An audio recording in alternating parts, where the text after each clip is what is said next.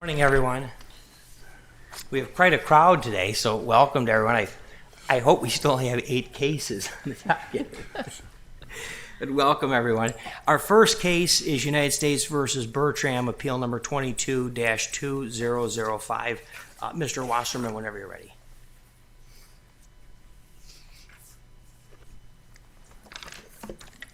Good morning. May it please this honorable court and all those in attendance. I'm Attorney Lou Wasserman. I'm here for Jalen Bertram. With the court's permission, I'd like to begin by requesting a clarification because of the recent flurry of activity after all briefing and oral argument was set. On the 24th of July, court issued an order ordering the U.S. to supplement the record on appeal with the DVR footage recovered from appellant Jalen Bertram's home. Based upon everything that I'm sure this court read, that seemed like a very reasonable request and one that could be relatively easily completed, which is why this court said do it by July 31st. Then the very same day,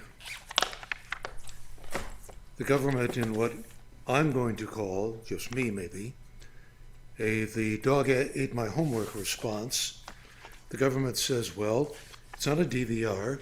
It was mentioned at the change of plea sentencing hearing, but it's on an external hard drive. And by the way, there's 2 terabytes of information to go through because Bertram had multiple surveillance cameras. Oh, and the assistant U.S. attorney, he's out of the office for the week. I have the hard drive, but I can't access it because it's encrypted and I don't have the password, so we need more time. This court gave them more time. So the first question I have, if you don't mind, is, all right, what are we going to do when that video footage comes in? Do I, on behalf of Mr. Bertram, have an opportunity to look at it and respond and file something, depending upon what, if anything, the government comes up with? And it's important because, permit me this, as I've hinted at in my briefs, I contacted trial counsel, this is by way of offer of proof, and said, what are we talking about here with regard to videos? And she sent me a link to a single 32 megabyte, 2-minute and 1-second Snapchat video, and you can clearly tell it's a Snapchat video because there's 2 windows and it says so, showing at one point Mr. Bertram sitting on a couch with what appears to be a weapon on the couch next to him. That's it. That's all that I was supplied with. Now I learned from the U.S. attorney, we all learn, there's 2 terabytes worth of material that they have to go through. That's nice. But what I want to be able to respond to with this court's permission is how much of that, if any, was turned over to defense counsel? How much of that, if any, other than the 1 2-minute segment that she supplied me with, did she show to Mr. Bertram, have him go through it and say, oh yeah, that's what I did, I'll plead to that? The problem is you can't tell any of that based on this record. And that's why, in my view, the ultimate fault, lies with the colloquy, the lack of colloquy, if you will, with the district court judge. All the court had to do was, Mr. Bertram, you understand the difference between carrying and possessing and brandishing. And that's all the defense counsel would have had to raise, right? Mm-hmm. Well, in the first instance, yes. But in the plea colloquy, it becomes the responsibility of the district court judge. Of course, but yes. We're in plain error territory here, correct? Yes, this is not a motion to withdraw a plea. That's correct. And none of these problems were raised in the district court. No, none of them. No, that's true. Okay. Do you agree that under Greer, the entire record is available to determine whether there's a factual basis for the plea? Thank you for that question, Your Honor. That brings us to document 128, the government's factual basis, where on the page 2, it recites the statutory language. The defendant knowingly carried a firearm, but then in the factual basis, as the government has conceded it did, it says possessing. Yes. Yes. That's the problem in the case. The question I asked is, doesn't Greer let us look at the entire record when Yes. we're evaluating whether this is something that requires reversal under the plain error standard? Well, this court is now, yes it does, but this court has now decided to give the government the opportunity to supplement the record. I'm merely asking for that same privilege. I'm confident you would have it. Thank you. All right. Nonetheless, all the district court had to do, in my view, Mr. Bertram, do you understand the difference between these three terms? Now, clearly, This is an easily correctable mistake. It could have been corrected by the district judge, by the prosecutor, or by defense counsel, right? correct. Okay, so the question though is, where's the prejudice? Where's the harm to your client in this case? I would say so that this is calling out for a reversal on an issue that was never raised in the district court. because carrying and possessing carry different penalties, one of which was imposed here for carrying a firearm in furtherance of this conspiracy. If he's not carrying, then the worst case scenario is you have another grouped count of possessing a firearm. So Wait. I don't understand that. They're both 924C charges. Possessing a firearm in furtherance of a drug trafficking offense carries a 5-year mandatory minimum, stacked on top of the other count, just like carrying does. It's just a different way to prove the same crime.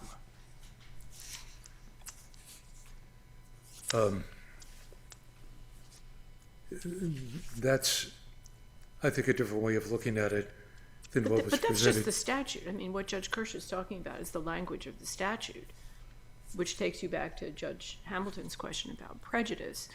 Because if people were talking about possession instead of carrying, and yet and yet it's plain that he carried, I mean, it would have taken 1 second to correct that at the district court. And if the sentencing consequences are no different, is there prejudice? Is this the kind of thing, looking at element 4 of the plain error standard, that the reputation and integrity and so forth of the judiciary depends on? I have a different view of this. I'm sorry, but I do. And my view of this comes down to what did Mr. Bertram knowingly and voluntarily plead to? Now, are we going to rewrite that and say it doesn't make any difference because the penalties aren't any different? I think the penalties are potentially different. And maybe I can go back and look at the guidelines and demonstrate how they'd be different. Maybe they'd be different statutorily. But they're certainly going to be different in boots on the ground on the day of sentencing in this unusual, from my perspective, unified proceeding of both a plea and a sentencing, where terms are conflated, where arguments are made that have no basis in what actually happened in Mr. Bertram's apartment. The government's factual basis was inaccurate. The district court's colloquy was inadequate. Defense counsel made, if you will, the same clear error, to put it at that level, that the other parties made, and that is, kid, just say yes, ma'am, which is all that he ever said, other than his name. And so I think if we're talking about the integrity of the process, I am concerned. You might even ask, why was there no plea agreement in this case? Does that matter? That certainly matters, because that allows the U.S. attorney to make any argument that they want to make at the time of sentencing. So why wasn't there a plea agreement? District court judge didn't ask that as well. Maybe they know. The district judge would be on pretty thin ice asking why there's not a plea agreement, intruding herself or himself into potential negotiations. That's a minefield. Well, in federal court. I understand. And it didn't happen. And although it might be thin ice, it didn't add to the integrity of the process for the court to go through this entire process with facts that, in my view, are inaccurate, and a defendant who never really indicated he understood the difference in the terminology. And that really is, in my view, What why should have we to do examine if we this. see on the DVR the defendant packaging drugs with a gun on his hip?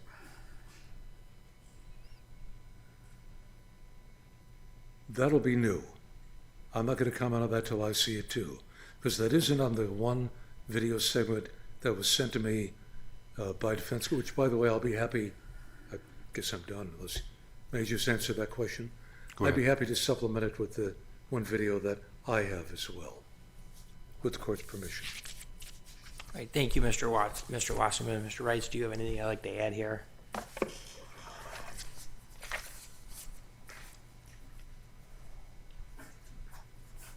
I feel like, may it please the court, Brian Wrights for the United States. I feel like I'm obliged to approach the subject of the DVR surveillance videos quickly. We have downloaded them from the external hard drive onto the computer. We talked to the clerk's office, so we plan to send the whole external hard drive to the court, hopefully overnight it either today or tomorrow. I guess we are outside of the record land, but Mr. Bertram actually proffered and watched DVR surveillance videos with his attorney and agreed that it was him and that those were drugs and guns. So what was presented to the court, though?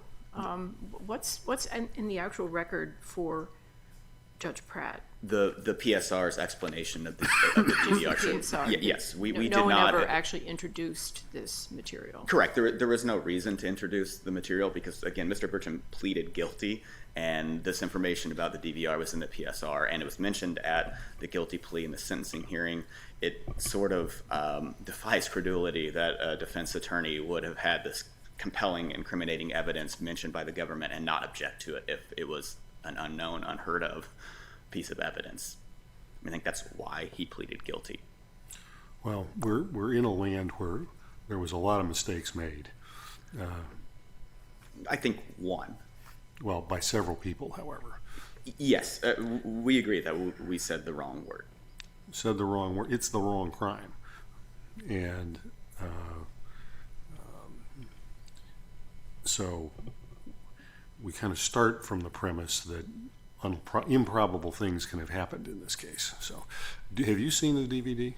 Not all of it because it's days of footage, but Yeah. I've seen enough of the video to tell you it is What- DVR surveillance footage. Give me the highlight, if you would.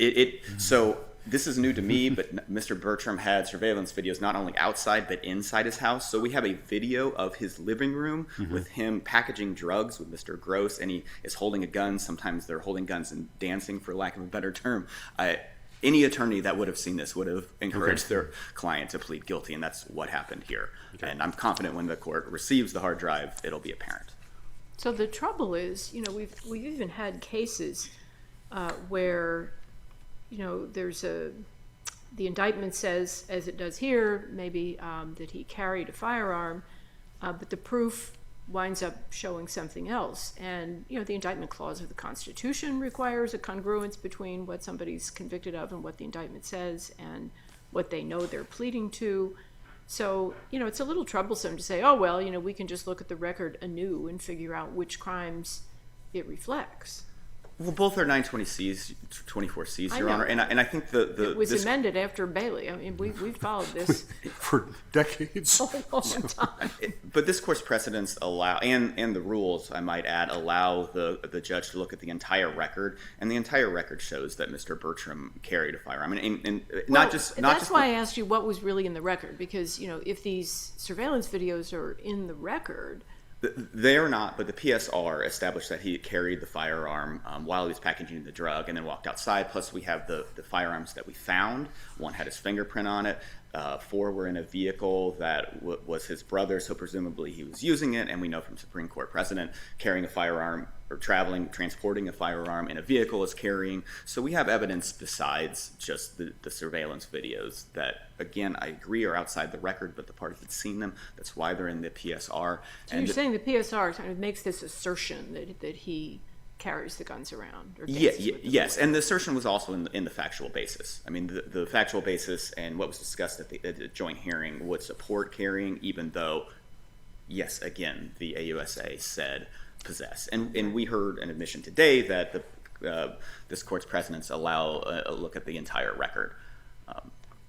So the entire record does include evidence of his carrying. Of course, this is not a trial, so we don't have the videos as exhibits. It's a guilty plea, and there's less need to put in this, external hard drive of terabytes of data. The judge probably wasn't going to watch that, frankly. Do you think we should look at the video? I think it's difficult because certainly it's helpful for us, but I think it's clear in this video. But I think judges or an appellate court looking at a video without an explanation from an agent is a difficult position. I know. I watched these videos, and I had someone explaining to me, like, this is what this is. Now, some of it's obvious, but there's videos of Mr. Bertram walking into his house, and there's something on his hip pocket, and I was explained that is a magazine because an agent who's an expert in firearms said that's what it was. I wouldn't have known that, and I mean, Your Honors may be better positioned than I am to know that, but so I think it even if it's simpler here, I think it is dangerous territory. I'm wondering if we might not be better off just sticking with the PSR. But I think this court's precedents and the PSR and what happened to the Rule 11 colloquy are fully sufficient for this court to affirm. And I did want to mention one other thing with the court's permission. The reply brief, I think, hints at a knowing and voluntariness claim.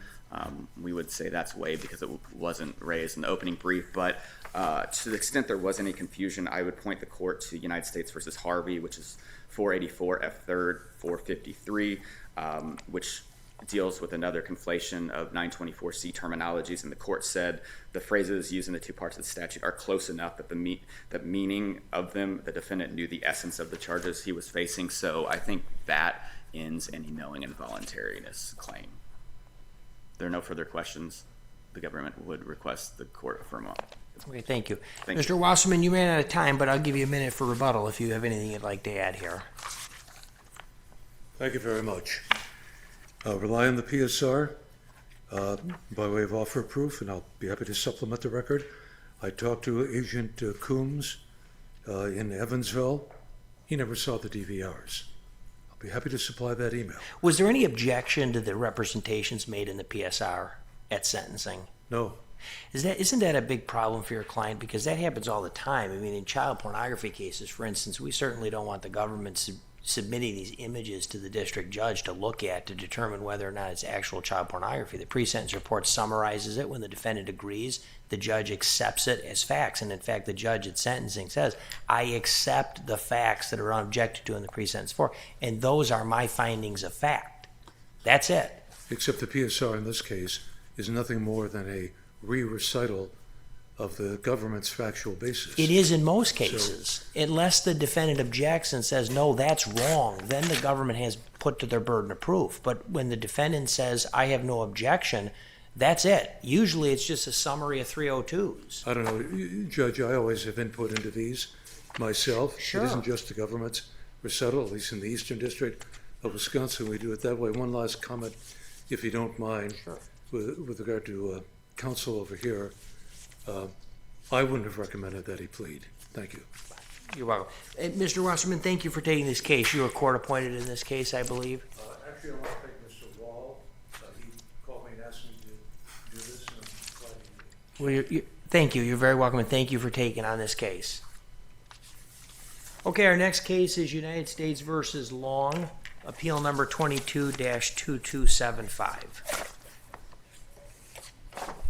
Mr. Roy, whenever you're ready.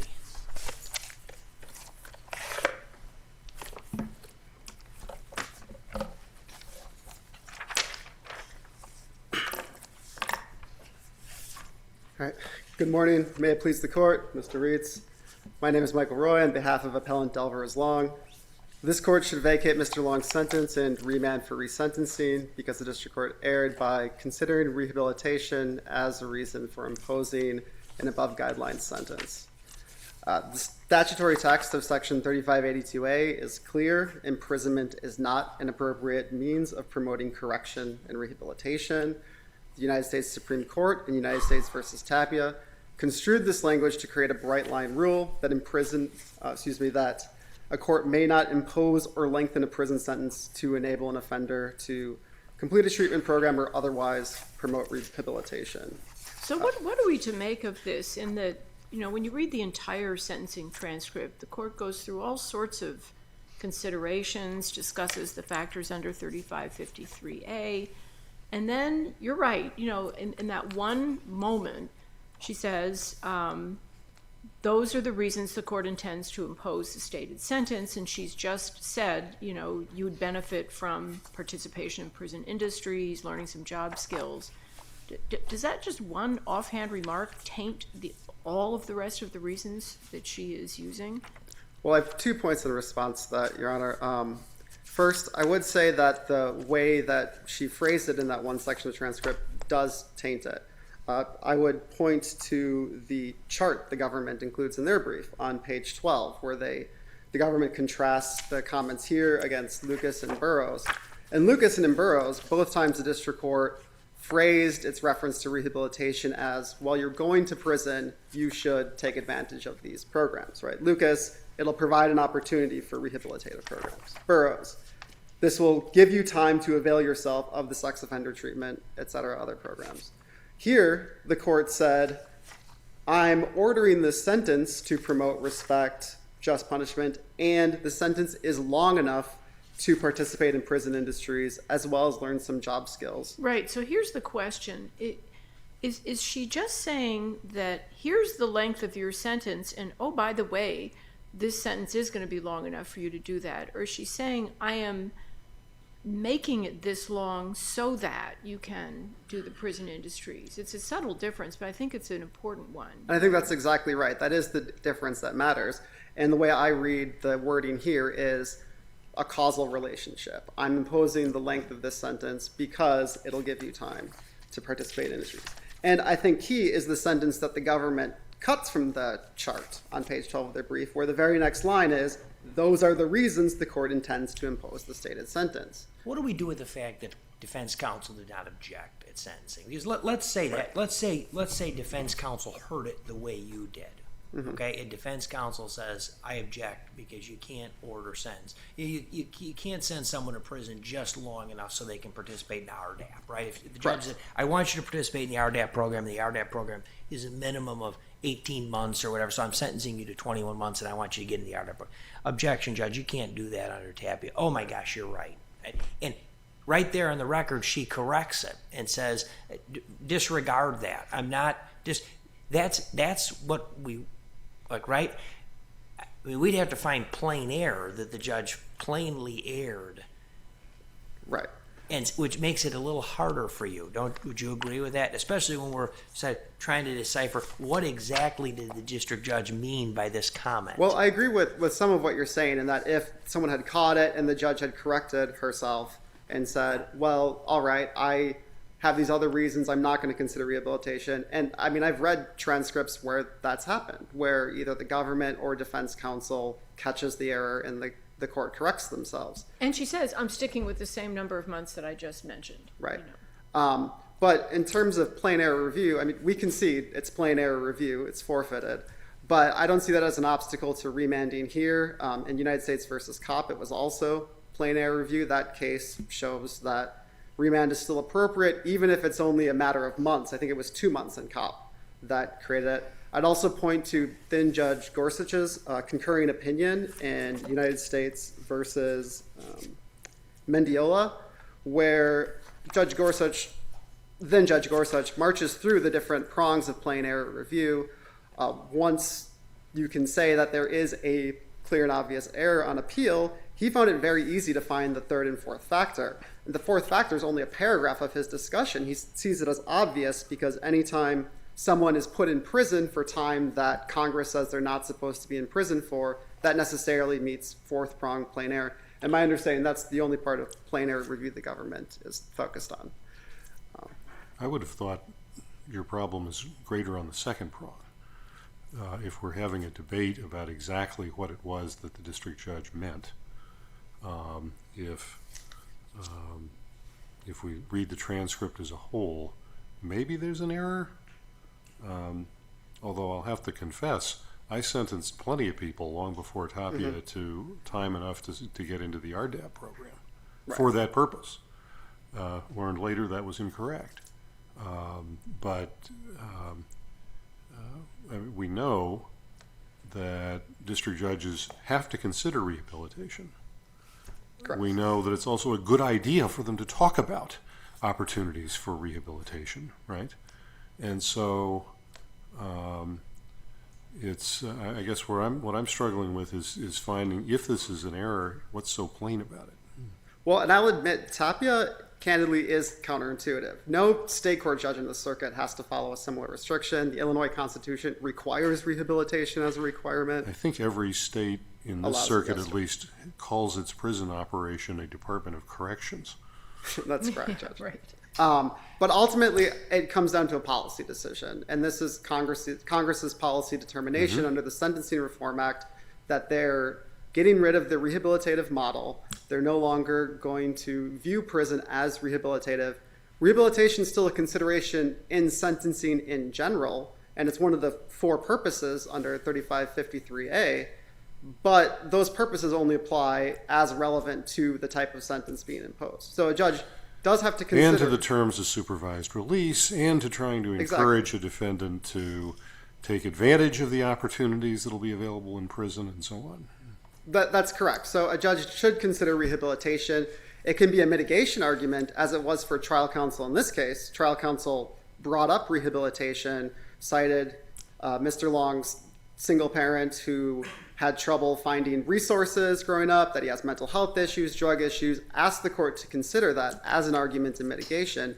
And that could be a factor that the court considers to lower a prison sentence or for how they want to shape probation, shape supervised release. But what Congress says is that it cannot be a reason to impose prison time or extend prison time. And last thing I want to say before reserving for rebuttal is I think the context of the sentencing transcript as a whole actually supports our position here, and that if you look starting at page 32 of the sentencing transcript, where the court says it's explaining its reasons for an above guideline sentence, it very quickly turns to the fact that Mr. Long has been afforded opportunities for rehabilitation in the past, including prison time, showing the judge is thinking about prison as rehabilitative. The judge then turns back later to talk about Mr. Long's child support, that he has children adjudicated in need of services, that he needs to be back on the ball with domestic issues, that he's had prior anger control counseling, but it hasn't stopped what's happening. He needs more drug addiction counseling, more treatment. He needs domestic violence counseling. These are all things the judge says in the context of why it's imposing an above guideline sentence. And then the clincher is the phrase that we were discussing earlier in response to Judge Wood's question. And I'll reserve the remainder of my time for rebuttal. Thank you. Thank you, Mr. White. Mr. Wrights?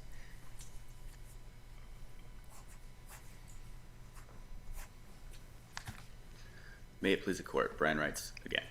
This court's precedents in Shaw, Lucas, and Burroughs all stand athwart Mr. Long's claim. He cannot identify any similar statement by a district court judge where this court reversed, while we can identify at least 2 similar statements where this court affirmed. Instead, Mr. Long relies on Kopp, a case where the judge explicitly on the record increased a sentence by 2 months in order for the defendant to participate in RDAP.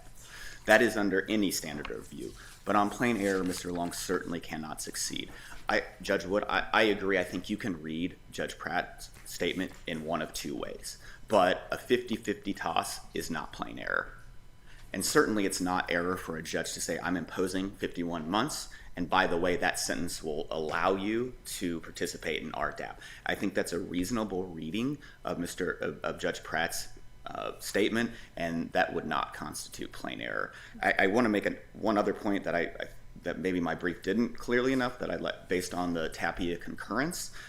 In the concurrence, they point to that a sentence well above the minimum necessary for RDAP might not be a situation where a judge was influenced by RDAP. So typically a defendant has to have about 24 months remaining on their sentence to participate in RDAP. The guidelines here were 33 to 41, and the judge went above 51 months. It seems hard to fathom that the judge went above guidelines and double the amount necessary to participate in RDAP because of rehabilitation. Well, for that program, but I think it could go beyond that. The judge could say, you need to stay in prison for 60 months because it's just going to take that long to get fixed, so to speak. Yeah, I accept that So we idea. don't have to I be too think wedded to this one program that has. I think it's fair that criteria. the only TAPIA violation doesn't necessarily occur because of 24 months for RDAP. I agree with that, but that seemed to be a big focus here, and that is not our primary. Granted, I would be the first to agree if you're saying that TAPIA requires some pretty fine line drawing between being able to discuss the collateral consequences of the length of a sentence versus being motivated to make it that long for these rehabilitative purposes. We certainly agree. It's a fine line. I think it's difficult for district court judges who not only want to grapple with the defendant's mitigation argument, they also, as Judge Hamilton's concurrence said in Shaw, they want to reach the defendant. And I think encouraging rehabilitation is a way to humanize sentencing, which I know is often difficult for district court judges. So the line is thin and maybe has to be, but it's not plain error here.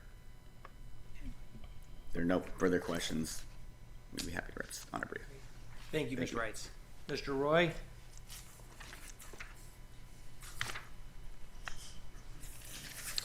Thank you, Judge. Just 2 brief points. First, the government says we can't point to any similar statement or situation. I see many parallels between this case and United States versus Shaw. Like Shaw, we're not arguing that this is tied to a specific drug treatment program or other rehabilitative program, but looking at the transcript as a whole, looking at the context, that shows that rehabilitation was a factor in the sentence. The government's requested test of a dominant factor or driving force test, there's no support for that in the statute or in United States versus Tapia.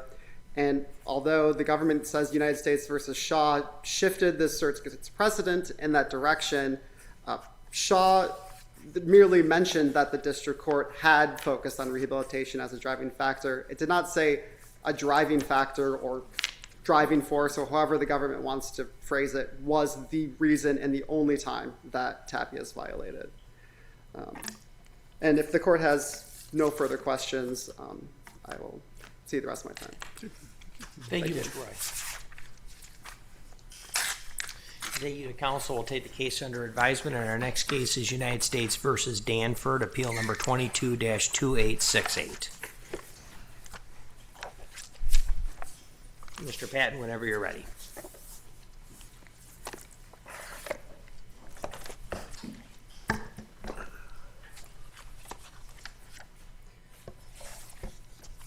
Good morning, Your Honors. I'm Tom Patton, and I represent Mr. Danford. In this case, for count 2, for Mr. Danford to be guilty of count 2, there had to be a lascivious exhibition of the minor's anus, genitals, or pubic area. And in the factual basis provided to the court, the government literally said that the minor's genitals and anus are not visible. Mr. Patton, though, do we need to reach that issue in this case? And here's the reason I ask. Under plain error review, it seems like Price and Griesbach addressed this very issue.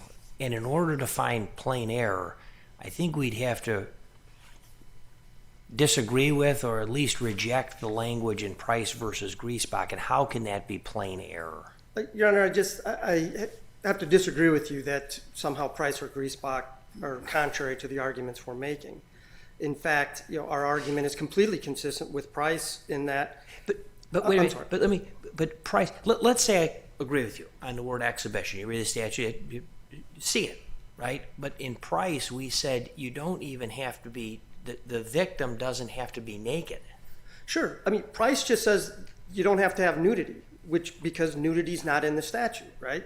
But they have to be exhibited, all right? Which But Price how can says they be the ordinary. exhibited if you're not naked? How can they be exhibited? Because you can see them even though they're covered with clothes. If somebody's taking shots of somebody in their underwear, I mean, their genitals. That's an exhibition. Now, whether it's lascivious or not, it's a different question. All right. So there's a difference between it's visible in the image, but it's not nudity, and the statement of you simply cannot see the anus, genitals, or pubic area. There has to be an actual exhibition. It's a lascivious exhibition. And if you literally, you can't see them because they're just not in the image at all. It's not that you can't see them directly because there's some clothing covering them. It is, they are not visible in the image, period. That's the distinction. And I think that's what it comes down to in this case, because the entirety of the real argument is in footnote 11 of their brief. That's it. Because this isn't a case about lasciviousness. We discussed lasciviousness in our opening brief to try and explain why we think things went off the rails. I don't think it is I don't think it's, lost on anyone that the first dose factor is that the minor's genitals or anus are the focal point of the image. Right, and that brings me to the question. It's a slightly different way, I think, of following up on Judge Kirsch's question. There's been a lot of discussion in various cases over the years about these dosed factors. And we've been more than a little unfavorable to them. But on the other hand, at plain error review, I want to know first, would you say that under the dosed factors, this exhibition counts, that liability could be based on that sort of analysis with focal points and unnatural poses and coyness and all the rest of that stuff? Because if it could be sustained under the dosed factors, then even if we don't like the dosed factors that much, we've never forbidden their use. And does that make an error plain? This would not be a lascivious exhibition under dosed because the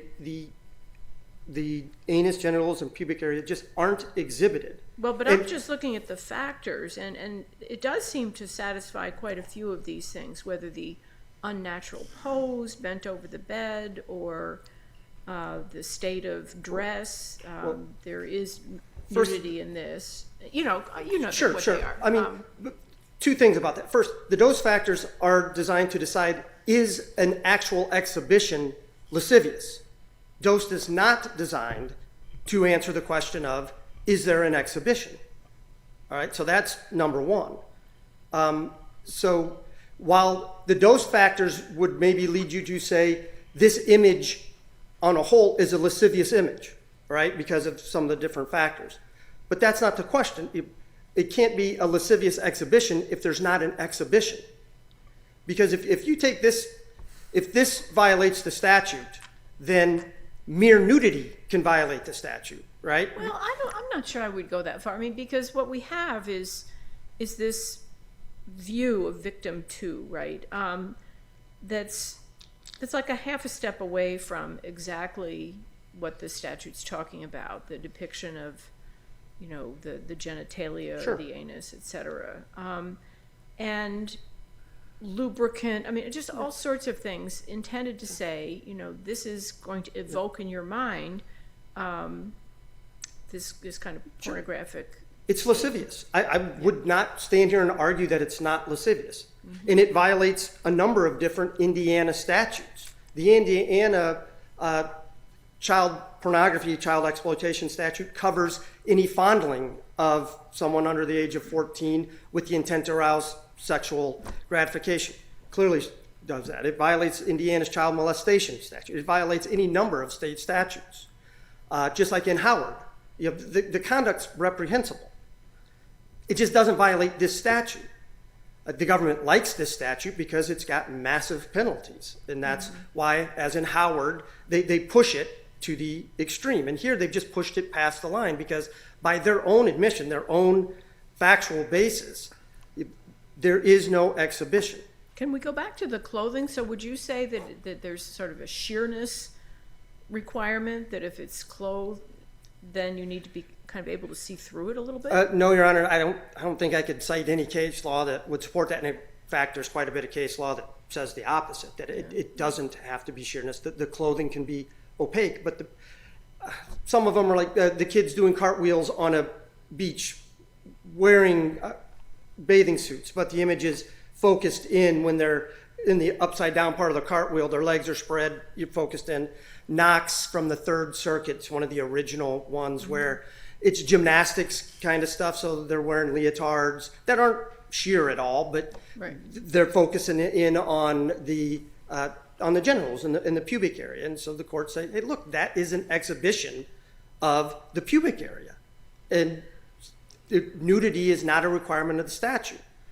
And that's what Price was about. No, the fight in Price was just the defendant there, he was pro se, was arguing, hey, they're all clothed, so it can't be an exhibition. And this court, in line with every other court that's addressed it, says, no, nudity is not at issue because nudity is not in the statute.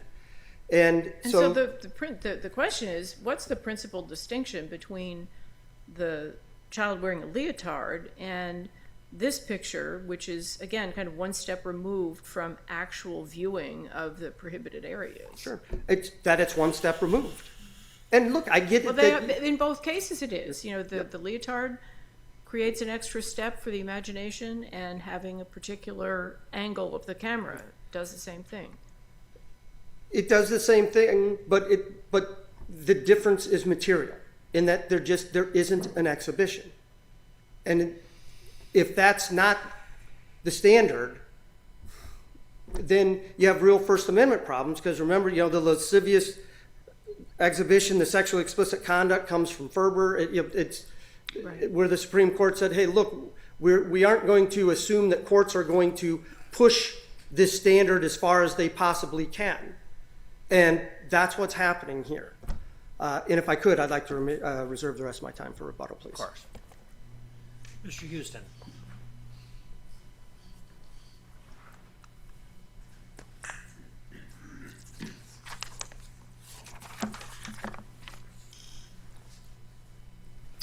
May it please the court, my name is Corbin Houston, Assistant United States Attorney on behalf of the United States. In both his briefing and argument, Mr. Danford proceeds as if de novo review is applicable here. As we know, plain error is applicable. That is, we ask whether the alleged error is so contrary to well-settled law to warrant overruling the lower court's findings. But here's my problem with this. I mean, I do think Mr. Patton's making a serious point when he says the word exhibition, in its plain meaning, I mean, you can get roomfuls of dictionaries, means you can see it. Whether you're seeing it because with a leotard on it or whether you're seeing it not. And that's what isn't there here for victim 2. And so what that leads me to wonder is, did government just charge the wrong offense? I mean, because you're stuck with your charging decision, but if you can't see it, I don't know how it's exhibited. I believe the fatal misstep by Mr. Danford is looking at exhibition in a vacuum and not the total statutory scheme.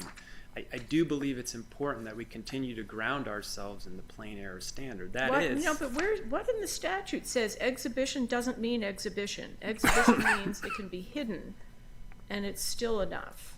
Well, there's nothing in the statute specifically that would lead one to believe that exhibition includes instances where pixel boxes are covering a child's genitalia.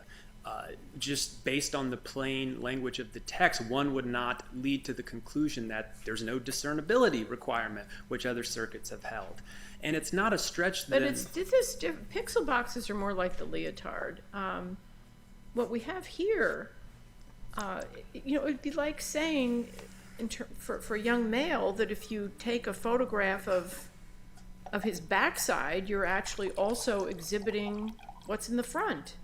And you're not. I mean, it's not being exhibited, even though you assume it's there, but it's not an exhibition of the thing that you've posed the person to hide.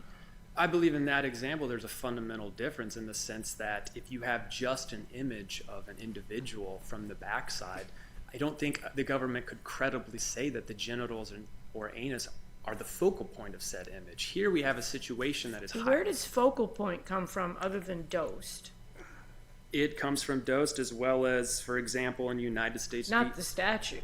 The statute doesn't say anything about focal point. And the United States. And so would you say every picture of somebody from behind necessarily has, the anus, let's say, as a focal point? No, If absolutely. it's a close-up of their backside? Absolutely not, Your Honor. I believe I don't know how you get your line then. Because here, this is awful stuff. I mean, nobody says anything but that, but why it is an exhibition is a tough question. I believe the line would be at least under the plain error standard in the way the prosecution is proceeding, the way defense counsel is proceeding, and the way the district court is proceeding, under a belief, perhaps a mistaken belief, that not only is the visible depiction of the anus or genitals proscribed by Section 2251, but so are any images that make the genitals or anus the focal point. Why is it the focal point when you can't see it? Because of the highly sexually suggestive nature of the image. Now, more importantly, given the plain error standard, we don't even need to concern ourselves whether or not the focal point is the anus or the genitals. The defense has agreed upon that. That is the agreed upon facts on appeal. But to entertain your question, I would say, and the United States sets this forth in its response brief, that given the bedroom setting, given that the minor victim is bent over, given that the likely observer of this image will bring to mind the anus or the genitals precisely because of the positioning of the child. It invokes the ultimate sexual act, a penetrative act that in turn would involve the anus or genitals. And the United States concedes there has to be some workable endpoint, but we're not dealing with a situation where, say, a child is looking out on a beach and is naked. Nor are we dealing with a situation where a child is in a bedroom but just simply looking forward. We have a situation where the child is bent over. Mr. Danford is applying lotion to her buttocks. It is highly sexually suggestive. And Sure. And the only question is, does it exhibit the listed body parts? And it certainly implies that they're there. Maybe that's the next step, but does it exhibit them? That's the question. even if it does not exhibit, because courts have looked at lascivious exhibition in totality, and there's not a lot of case law that look at just exhibition, analyze that prong, and then analyze the lascivious prong. Most courts are looking at it in its totality. And any prosecutor worth his or her salt, any defense counsel, any good district judge is not going to look at the statute just blanketly as it stands. It's going to look at this court's leading decisions. And granted, I have to register a complaint here. I mean, people kind of turn like a light switch on and off, plain language of statute, statutory interpretation methodologies, and let's look at the whole thing. Let's look at the context. Let's look at case law. Let's look at extensions that judges have made. And sometimes I just wish we could settle on one or the other because it's a little disturbing. I agree, Your Honor. Mr. Houston, can I follow up on that? Because this point, very good point. And exhibition says exhibition, okay?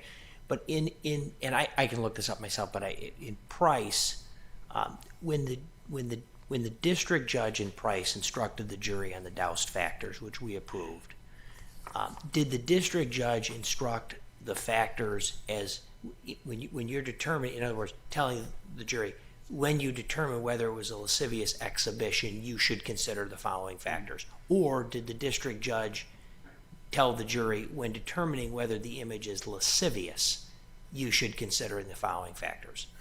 I believe it was the former, but I would also have to return to the because case. to me that seems like a material distinction. If the district judge in Price said, in determining whether the image was a lascivious exhibition, you can consider the following factors, and we approved those factors do not require an exhibition of the genitalia. They just don't. I mean, that's one factor, but clearly the jury could weigh those factors and determine that there's a lascivious exhibition without a visual image of the genitalia.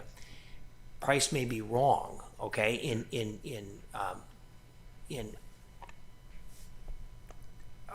it's saying it's okay to instruct on those factors, but that's what we did in Price, and we're here on plain error review as you agree. But I guess I just have to look at that. I don't know what the judge instructed the jury in Price.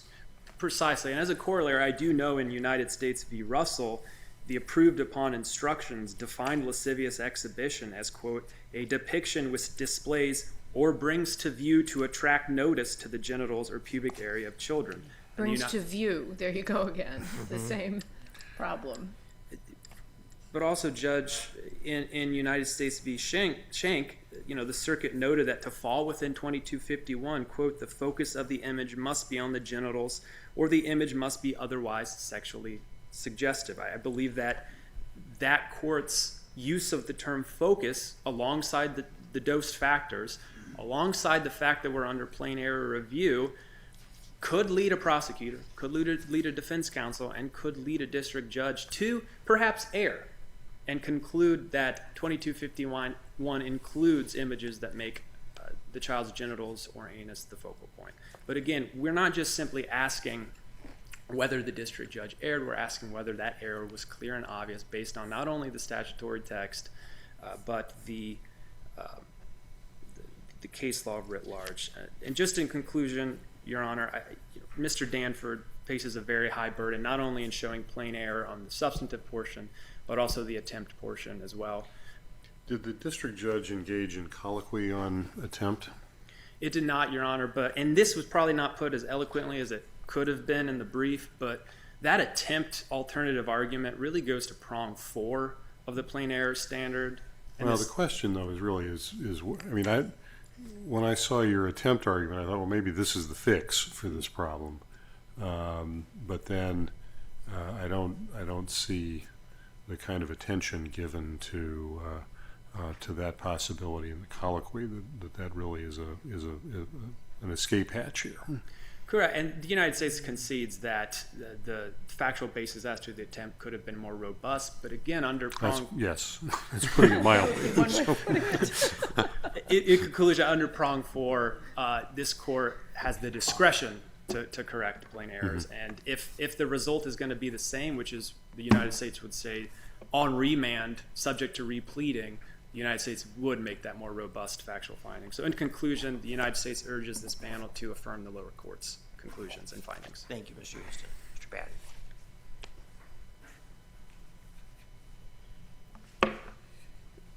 Your Honor, the statute requires a lascivious exhibition. There has to be an exhibition. And so that's, all of the cases the government talks about in their brief, and that's why I put the appendix in the reply brief, there were always exhibitions. Russell, there's the genitals, the pubic area, the anus are always visible, sometimes clothed, but they're always visible. Price, visible. And the argument was about nudity. It is plain error to accept a guilty plea when there is not a factual basis to support that the conduct violates the statute. Gallaudet is a really good example of that in respect to a drug conspiracy. These are complex statutes, right? And what is a lascivious, what's sexually explicit conduct? It's not apparent that a lascivious exhibition meets that definition. But here it's plain error. And look, I'm not alleging any bad faith on anybody's part. I don't think there are. But the government just chose to really push things on count 2. And the defense didn't push back. I guess the thing that I'm struggling with, Mr. Patton, is that it's easy for me to imagine that if the Supreme Court takes up a case like this, where the issue has been preserved, they're not likely to pay a whole lot of attention to what district and circuit judges have been struggling with for decades. The Supreme Court just hasn't addressed this problem. And they'll look at the text of the statute and may well just say, well, exhibition means exhibition, end of story. That's possible. But we also have this decades of case law where judges, sometimes juries, but district judges and sometimes circuit judges have been struggling with the varieties of human behavior and have, just struggled with it. And I'm having trouble seeing what's plain about this if you look at all that case law. Your Honor, where I would disagree with your analysis is that all the struggles that you're talking about all center around whether an exhibition is lascivious. They don't struggle with, is there an exhibition? Because there has to be an exhibition. And yes, it's plain error. Defense counsel didn't catch it. But As we said in the brief, Rule 11 puts duties on district judges. One of the reasons it puts it on district judges is in case defense counsel has made a mistake, right? That's why the fact that you have counsel doesn't automatically solve any Rule 11 problems. And Rule 11 problems can still be plain error even if there's defense counsel. I see my time's up. So Thank you, Mr. Batten. Okay, we'll take the case under advisement. Our next case is United States versus Kamkarian, appeal number 22-2366.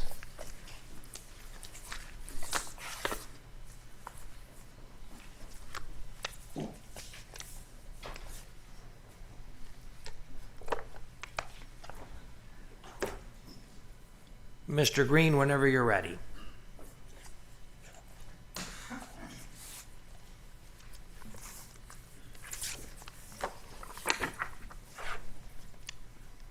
Good morning. May it please the court, counsel. Terry Green on behalf of the appellant, Pagemon Kamkarian. He seeks reversal of the district court denial of his motion to withdraw his guilty plea in a criminal case. We believe it was abuse of discretion of the district court of not allowing the withdrawal of the guilty plea. And we believe that we have just and fair reasons why he should be allowed to withdraw that plea. Now, we understand that the burden is high in this instance. A defendant has a high burden. There is a push to have finality in guilty pleas, that there is some finality, that they should be entered into solemnly by defendants, and so we accept that burden. Now, the standard in this is abuse of discretion, and we think that in spite of the findings of the judge at the motion hearing, that we have sustained our burden. I believe that this case should best be framed in the issue is whether or not an individual who is in a mental health stabilization facility should be taken out of that facility and taken to federal court and enter into a plea that exposes them to decades,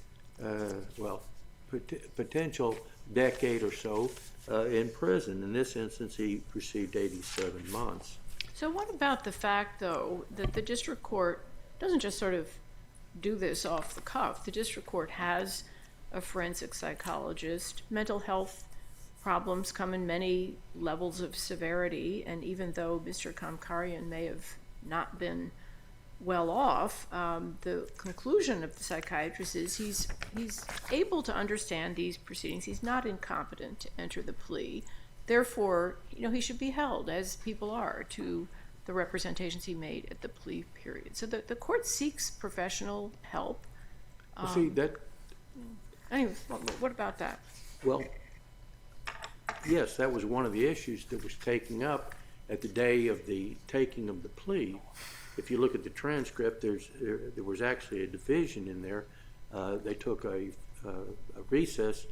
Mr. Kamkarian says he was wanting to talk to the judge, and she took that to be that he was wanting to talk to his attorney. So there's about a 5-minute break. But during this 19 minutes of when he entered this plea of guilty, that issue came up about getting a psychological evaluation. And in that, after they finished the plea, then the issues came up that you were describing, where he was to undergo further psychological evaluations. And as you read the transcript, it says in there that the probation officer, the pretrial release officer, informs the court he's deteriorating quickly. Well, she doesn't go into the specifics, but the deterioration apparently was sufficient that he went into this stabilization unit and was placed in there for a 10-day period. And halfway through that first 10 days, he was taken to court. Yeah. Now, if you read the report of the person who was running the stabilization unit that we attached to our motion, then she says what she saw on the day that the guy went there he was not fit to be entering into these types of decisions. She had an employee of the stabilization unit drive him to federal court. Now, he may have been competent. You know, that's a standard. Do I know where I am, and do I know what facility I'm in, and what do I know what the charges are? But in this instance, we're talking about a man who at least had some objective determination that he was suicidal, that he had some type of ideation of perhaps harming himself. He was lamenting. He was greatly depressed. Are these the type of instances when we want to take a plea? Mr. Green, I understand your arguments here, and I finished your opening brief and said, this sounds terrible. But then I read the district judge's findings. And what I don't see in your brief, opening brief or reply brief, is real engagement with those findings and the standard of review, which, as you observe, is very tough for you to meet. Yes, Your Honor. That would be an error on my part, but if I may direct to that issue, the judge says that in the colloquy of taking the plea, that observed Mr. Kamkarian during this period of time, and went through the factors of Rule 11, asked him questions that would go to the issue of whether or not he was fit to enter a plea. Have you taken any medicines today? Yes or no question. Have you consumed any alcohol today? Again, a yes or no question, going to the issue of whether or not there might be something bothering his mental capacity. No question was put to him. I understand you're in the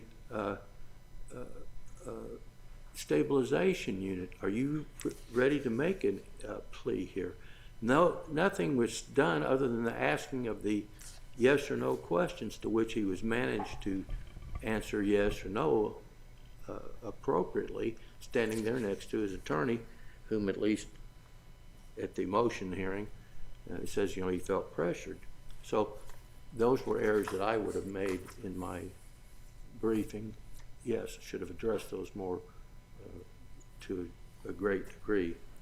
But in this instance, again, we found no cases in the preparing of our brief. I saw no cases of the government, which they had tremendous number of cases, but in no instances could I find someone who was taken out of a mental institution or a mental facility, a stabilization, stabilizing them to be able to function, go into court and make a guilty plea. And I think it's because courts generally seek to evade doing things. So we're only asking in a limited instance that people don't be taken out of these facilities. Yes, the judge said that thought he was lying at the later part rather than at the time of the plea. But that could be in part too, because he was in the stabilization unit on the time of the plea. He was not in the stabilization unit at the time of the motion hearing. He was in jail. But we believe in the instance that we have here that he has presented, or we have presented, a fair and just reason of why he should be allowed to withdraw his guilty plea. It's not for some broad reason, but it's for a very limited reason. You don't take people eggshells, if it were, out of facilities and have them make such an important decision. I'd like to reserve the balance of my time. Thank you. Of course. Thank you, Mr. Green. Mr. Leggins. Good morning, Your Honors. My name is Tom Leggins, and I represent the United States on this appeal. I guess the first place I would like to start, I would just like to get into sort of the explaining the background of how the defendant's mental issue first came to light. And I think that's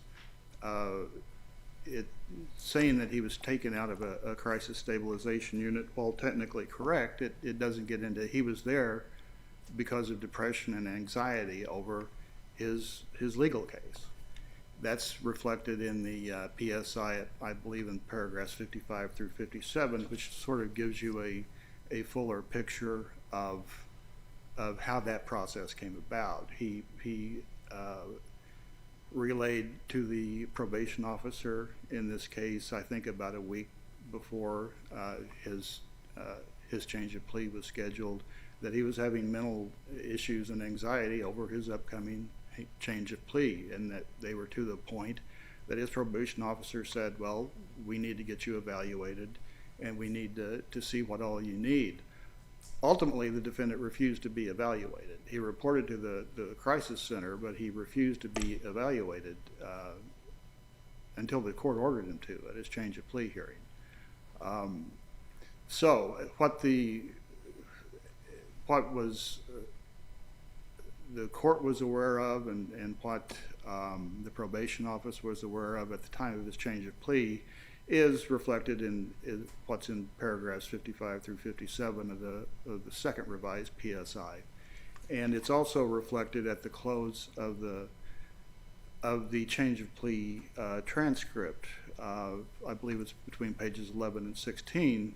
The district court addresses the defendant after his change of plea and says, I understand you're resisting these efforts to be evaluated. You're resisting these efforts to get you treatment for these conditions, your depression and anxiety, and she ordered him to submit to the evaluation. So can I ask you, she also, when all is said and done, basically says that she's going to rely on her own perception of his performance at the change of plea hearing, not on, what comments made, which are disturbing comments, by the way, by these mental stabilization professionals. And she says, I was there, I saw you, and yes, you're right, she does order that additional evaluation, but to what extent in this rather complex area do you think district courts should be entitled simply to rely on their own lay observations of a person, and to what extent do we have a situation where only professional opinions will do? I think we should always rely on a district where the question is whether or not the plea was knowing and voluntary. I think this court has already got it exactly right. As I point out in my brief, this change of plea hearing, and I've probably done 1,000, this was just like 985 of them. I mean, he was standing closer than I am to you right now to the judge. I think in my brief, I made a record. He was 12 feet away from the judge. This was pre-COVID. He wasn't wearing a mask, and he was conversing with the court like I'm conversing with you now. And I take it we've basically dropped any language issue. Nobody mentioned that before. Counsel mentioned it in his brief as one of the grounds that the counsel at change of plea was ineffective. There was no language issue here. I mean, the district court denied the defendant's motion for an interpreter, which he filed after his change of plea, because he had conversed with everybody in perfect English that everyone could understand. Mm-hmm. So and I guess I would like to get back to Your Honor's question. There's a very good reason that we don't base what a defendant says to his mental health professionals. We don't base the Rule 11 standard on what he says to bystanders at the public defender's office that he meets. We don't base it on anything other than what is said in court, because that's under oath. And it's on a judge who is honed in on the issue of, is this voluntary?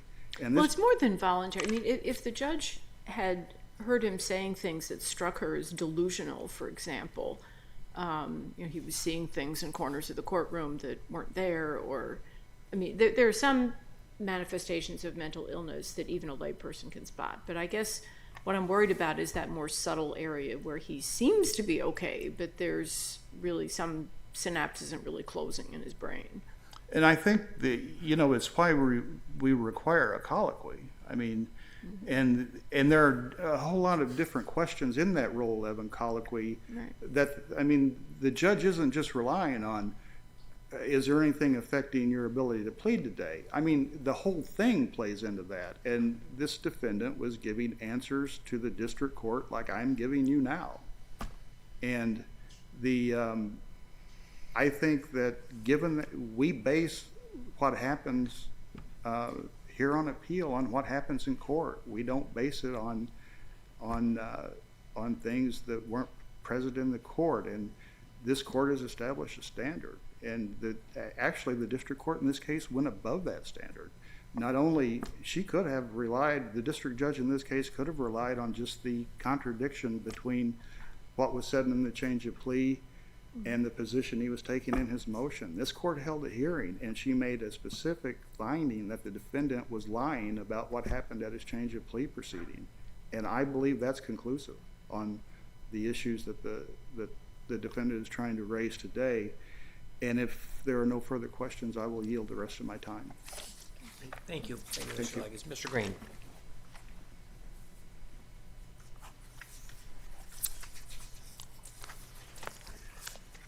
In the instance that we have is described by counsel, he talks about, the district court did go through the factors 11, the Rule 11 factors, and had the opportunity to see him from a distance of 12 feet and what have you.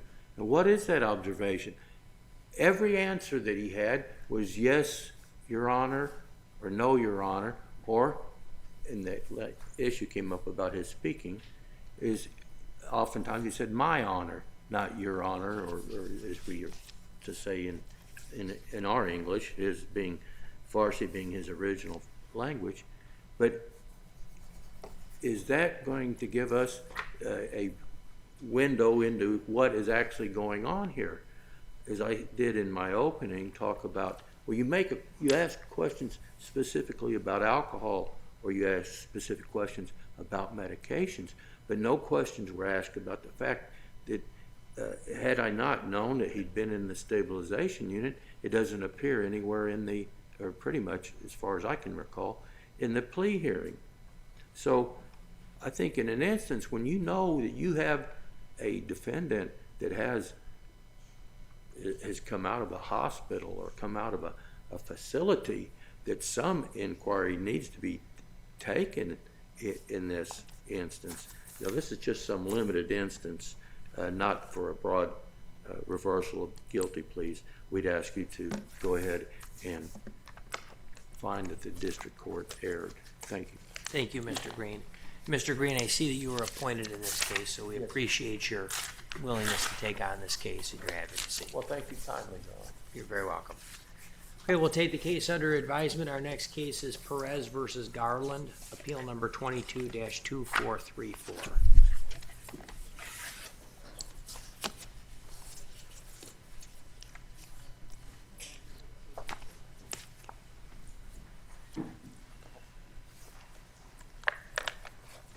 Mr. Budzinski, whenever you're ready. Good morning, Your Honors. Two issues today. First, whether the immigration judge applied an erroneously heightened condones or helpless standard and the related exhaustion issue raised by the respondent. And two, whether the immigration judge's unable or unwilling determination is supported by substantial evidence. Turning first to the standard, the immigration judge concluded that petitioners failed to show the government of Guatemala either condones the persecution or is helpless to prevent it. So can I just ask you, I would agree with you that doesn't sound quite like unable or unwilling, condoning or helpless. You could be unwilling but still able to do it, or you could actually be helpless. But my question is, when I go through the immigration judge's full opinion, the judge repeatedly uses the phrase unable or unwilling. This condones or helpless thing pops up only once, and so I wonder if it's a fair characterization of the judge's opinion to say that the wrong standard was being used. The correct standard is there so often.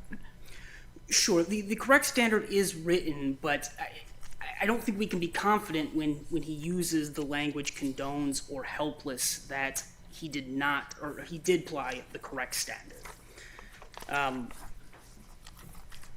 This court has used that language, but I don't think it has ever applied such a standard. In Juan Antonio and Grace, Sixth Circuit and the District Court of the District of Columbia both concluded that this is an impermissibly heightened standard. Well, can I just, I don't mean to belabor this, but if you go to page 5 of the immigration judge's opinion, Appendix 11, that's when the judge on the past persecution ground moves to what turns out to be the stumbling block here. The judge makes favorable findings for her for a number of other things.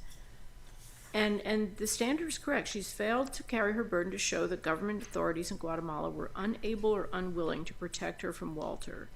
And then the next sentence repeats it, and the next sentence repeats it, and then there's just sort of this wrap-up sentence at the end of, right above where well-founded fear of future comes in. And so I'm just concerned, especially given the deferential standard of review we have, that we shouldn't seize on a phrasing that may or may not be the correct phrasing. It's taken from the Hora case, quoting the Hora case. We shouldn't remand things for a better opinion. We should remand only if there is actually a legal error. Sure, and I understand that. And what I would say is beyond whether the immigration judge should be reversed for applying an incorrect standard, it's still important, I think, to clarify or to decide what is the correct standard, at least insofar as we're applying it here, and so that trial court judges and the board are clear on what they should be applying. In Grace, it discussed one of this court's decisions, Galena, in which it also used this phrase, and it concluded that that standard was not applied because there the applicant was abducted, received threatening phone calls, her husband called the police to report the threatening phone calls, and the police located one of the callers, and the calls stopped. The court reasoned that while the police might take some action against these telephone threats, the applicant could still face persecution if removed because she could have been killed.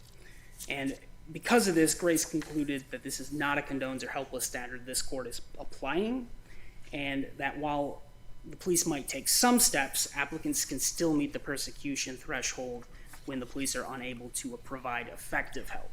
Right. Mr. Budzinski, did you raise this issue with the board? No, it was not in the administrative brief before the board. And what I've argued in my reply brief is that because the board affirmed the immigration judge without opinion, we are reviewing only the decision of the immigration judge. But does that make sense given the exhaustion requirement? I had the same question Judge Hamilton did. Had you presented, or I don't mean to be personal about this, but had it been presented to the board and the board had been alerted to the fact that there are these potentially two different standards out there, the board might not have affirmed without opinion. The board might have thought, we need to sort this out a little bit better. Yeah, and that was the majority opinion in the case I cited, Zara. The dissent disagreed there, citing the regulation 1003.1E4. And that regulation requires the board, before summarily dismissing an opinion, to, one, confirm that the correct result was reached, and that any errors in the decision are harmless or non-material. And the dissent read that, and I agree, that means that the board has to review the decision as a whole and not just the issues raised. And the way I think of it is in effect, by doing that, they're waiving the requirement of exhaustion. Turning to the substantial evidence inquiry, First, the immigration judge took issue with the fact that Nerio did not report every instance of harm to authorities. However, this is not required if it would have been futile or subjected her to further abuse. And this is exactly what Nerio contended. She cited... But there's, I mean, the immigration judge, though, wasn't persuaded, because the immigration judge says as soon as she does actually go to the court seriously, she gets this 6-month separation order, and that lasts for about 3 or 4 days, as I understand it, and then she just decides, never mind, you know, I'm going to flee the country, goes through Mexico, winds up here. Sure. And she could have decided to stay, and But how do we know that it's futile? How do we know that the Guatemalan government would have taken no steps to back up that separation order? there I think we need to turn to the country conditions evidence.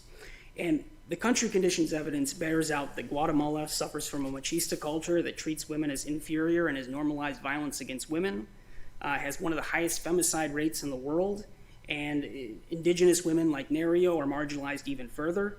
It also discusses widespread corruption, which of course affects investigation and prosecution, both of which are inadequate, and the judicial system fails to provide fair or timely trials due to inefficiency, corruption, insufficient personnel, and intimidation of judges, prosecutors, and witnesses. So the only particularized evidence about that I remember from this record was when the earlier proceeding had resulted in kind of a consensual "I won't bother you and you won't bother me" between Nerio and Walter. He immediately ignores it, at least according to her. And again, the IJ finds this credible testimony. So I would also note, I don't know exactly how this works in Guatemala, but I found it odd when Nerio was given the option to pursue a criminal case. At least my experience here in the United States, that charging decisions are usually going to be done by a prosecutor, particularly when it involves, undue familial pressures that one might have in a domestic situation like this.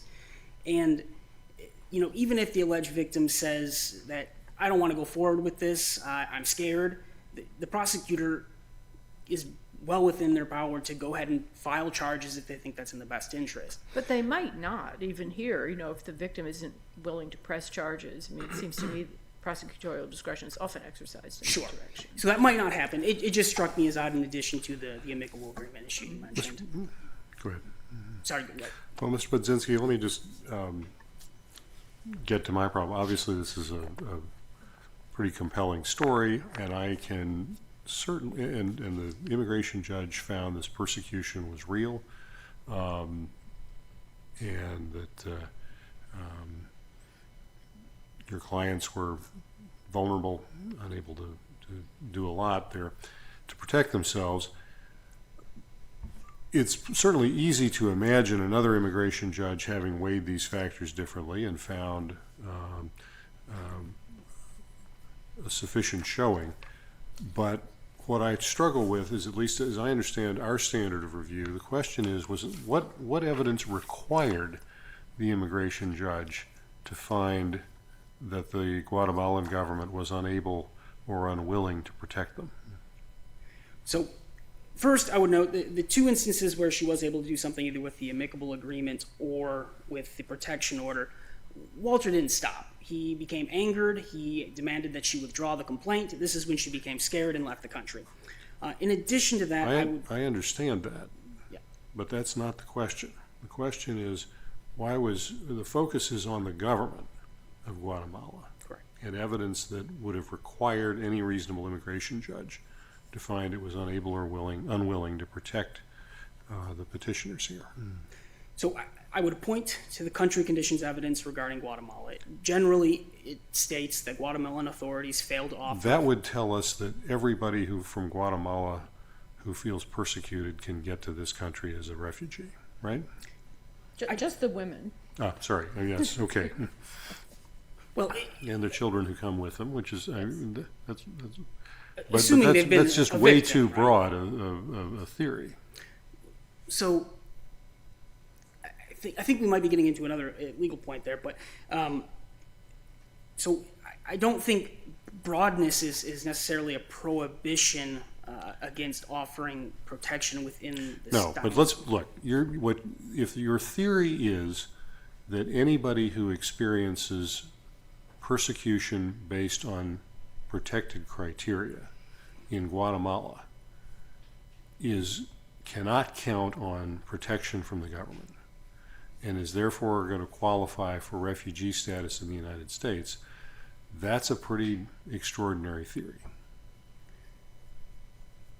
Is that the theory?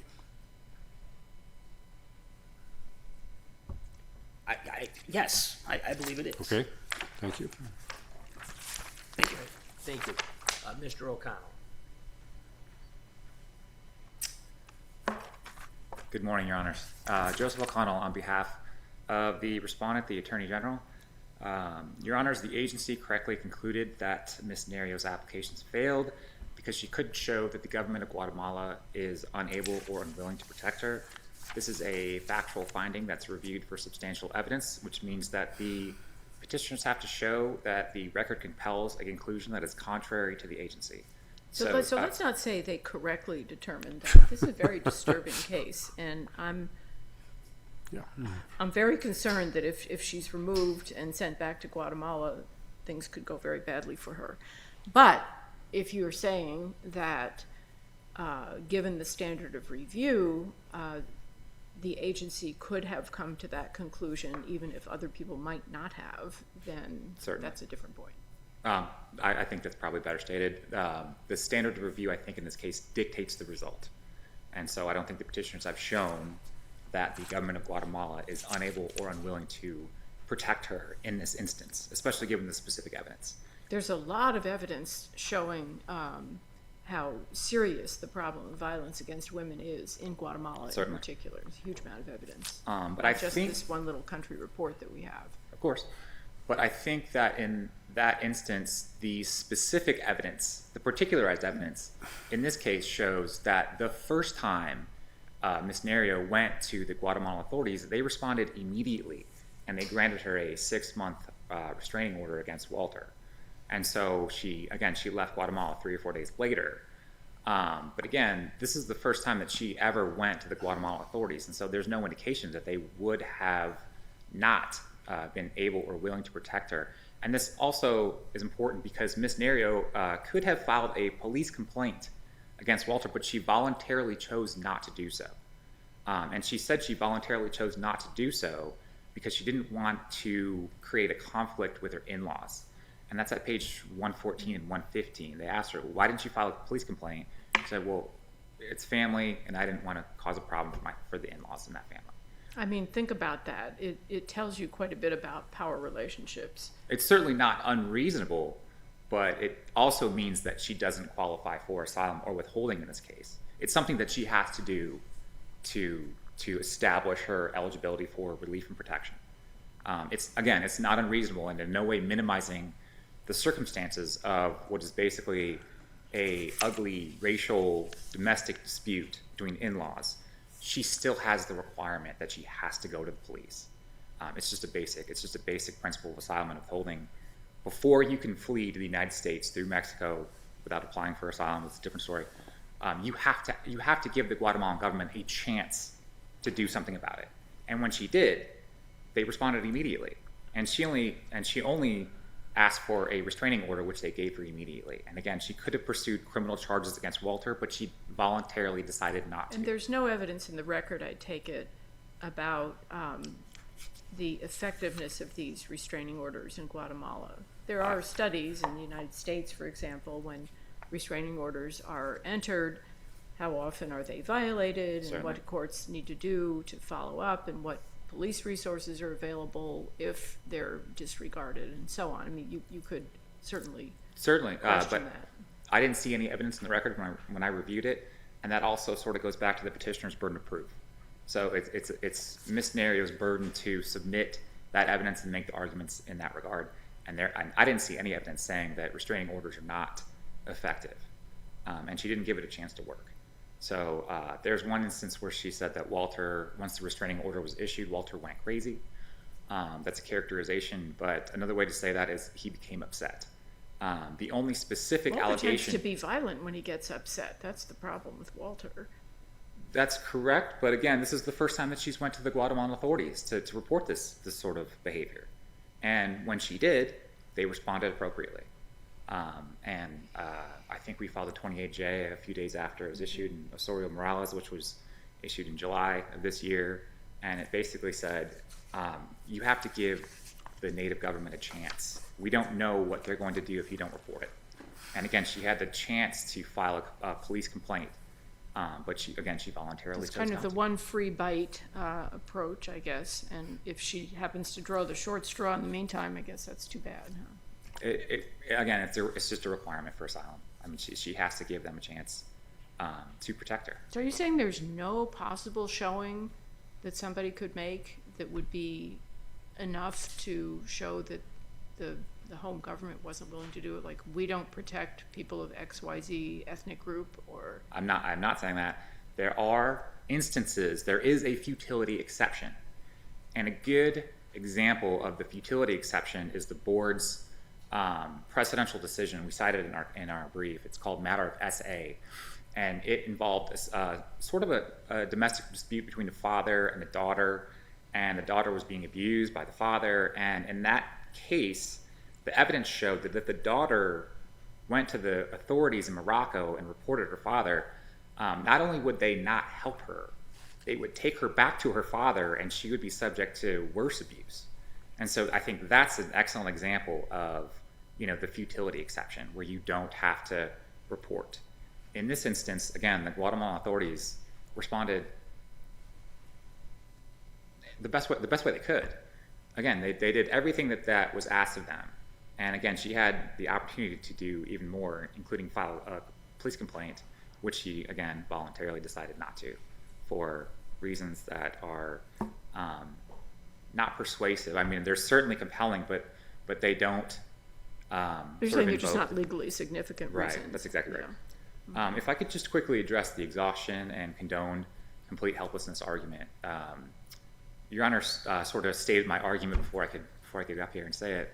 The decision of the board to affirm without opinion is affected by whatever arguments that the petitioners raise to the board. So again, if the petitioners raise this condoned complete helplessness argument, the board might not have affirmed without opinion. They might have addressed the argument on the merits and said something and clarified it. But even putting exhaustion aside, there's nothing really to the substance of the condoned complete helplessness language, insofar as the IJ in this case, at page 68 of the record, is literally quoting this court's case law from Vahora. And so I'm not sure how you can find fault with an IJ quoting basically this court's case law. And again, there's no indication that these are two different standards. They're basically just synonyms. Really? They don't sound the same, but just like the court has held, like it's just another way to say it. And again, there's no evidence that two standards were applied. As Your Honor noted, the IJ said unable or unwilling to protect her several times. And again, That's the IJ, a better argument than synonyms. Okay. I'll just say from my point of view. I think it is hard to find fault with an IJ for quoting the court's case law. I would make that argument as well. But again, I think the court does not need to get to this issue because it wasn't exhausted before the board. So unless there are any questions of the government, we would rest on our briefs. Okay, thank you, Mr. O'Connell. Mr. Budzinski, you're out of time, but we'll give you a minute of rebuttal if you'd like. I have nothing further to add, Your Honors, unless there are any questions. No, thank you. Thank you. Okay, we'll take the case under advisement. We'll move to our next case, Brown versus Fofana, appeal number 22-2458.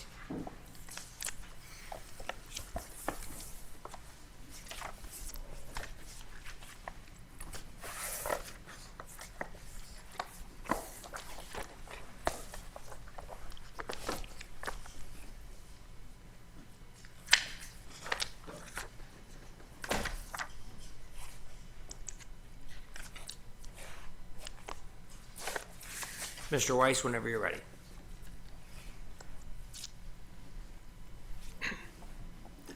Good morning, Your Honors. May it please the Court. My name is Samuel Weiss. I represent the appellant, Lee Brown. I'll try to reserve 2 minutes for rebuttal.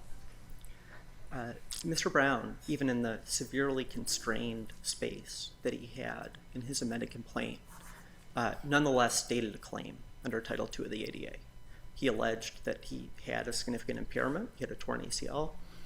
This impairment required an accommodation. In fact, he had been given an accommodation at his previous facility, which is a lower bunk so that he doesn't have to climb on top.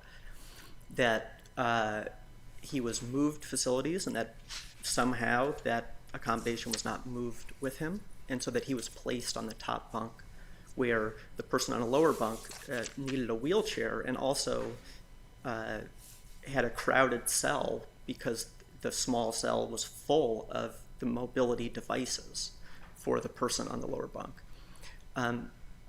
This is sufficient to state a Title II ADA claim.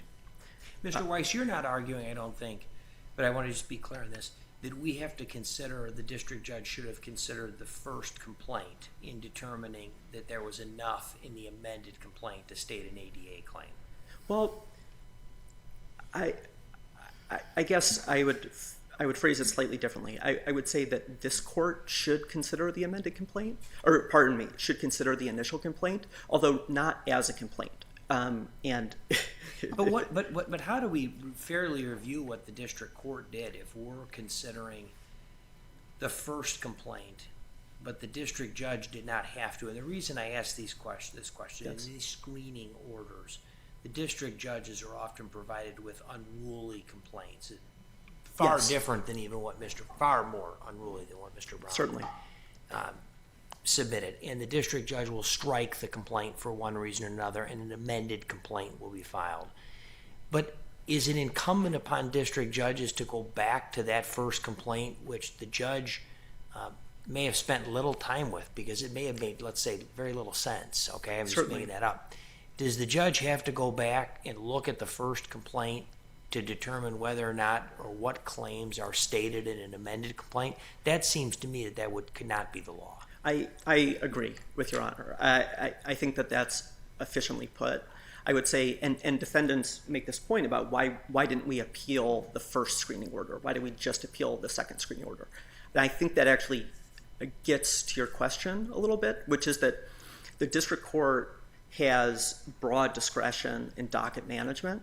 And what the district court here did was take a complaint that was 30 pages long, was actually fairly coherent, and say, I'm going to strike this, and essentially instructed Mr. Brown to notice plead. Well, it was more than that. I mean, the district court said, looking at this first complaint, I see several different claims. You can't do that. This violates Rule 18. He wasn't talking about Rule 18, but he might have been thinking of that. And so the district court just says, pick a claim, and use this form. And I think, as you're conceding, the first complaint is gone as a complaint, but there is law that says evidentiary admissions are possible from those early things. But even more important, there's law that says when you evaluate any complaint, whether there was a first complaint, never a first complaint, if factual scenarios that are consistent with it can be thought of, you can suggest that sort of thing. It's not proof, but it's a way of applying the Twombly-Iqbal standard. Yeah, that's absolutely right. And it happens in a non-adversarial setting. Absolutely. Where you got a pro se plaintiff who he knows he's unhappy, thinks he's being treated poorly, and, for example, may not identify the difference between the Eighth Amendment, the ADA, or perhaps the Rehabilitation Act. And on that point, could I ask you, there's this, if we wind up remanding this, the defense has raised this 11th Amendment defense. As I understand it, that would not be applicable to Rehabilitation Act claims. That's exactly right.